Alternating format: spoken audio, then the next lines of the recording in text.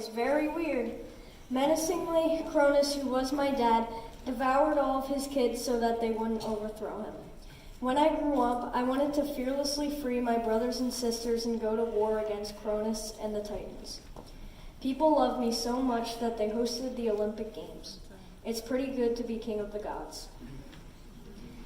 Cronus was my dad. Rhea was my mom.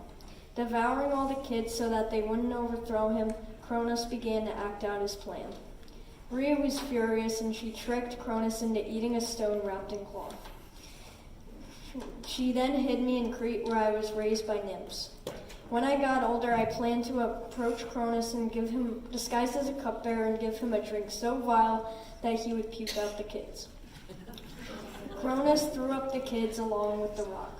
The stone was made of marble and it was called the Omphalos of Delphi. It marked the center of the earth.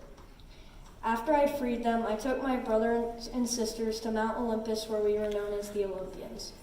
We became the gods and goddesses that ruled the universe. Me and the Olympians were gradually free, but we wanted to go to war against Cronus and the Titans and take control of the universe. The Cyclopes, who were joint engineers, crafted a lightning bolt for me, a helmet of invisibility for Hades, and a trident for Poseidon. For 10 years, war raged on, and eventually we won. Casting lots to see who would rule the universe, the world was divided 3 ways between me and my brothers. I would rule the world, Poseidon would rule the oceans, and Hades would rule the underworld. We found our weapons very useful over the years and used them to freely rule as we pleased. The Olympic Games was an intense athletic competition held every 4 years. The first Olympic Games was held in 776 BC and included running, jumping, throwing, boxing, wrestling, and chariot racing. Only Greek men were allowed to enter because women and slaves were not valued highly. There were no medals awarded even for first-place finishers. Instead, they would become famous and receive honor in their town.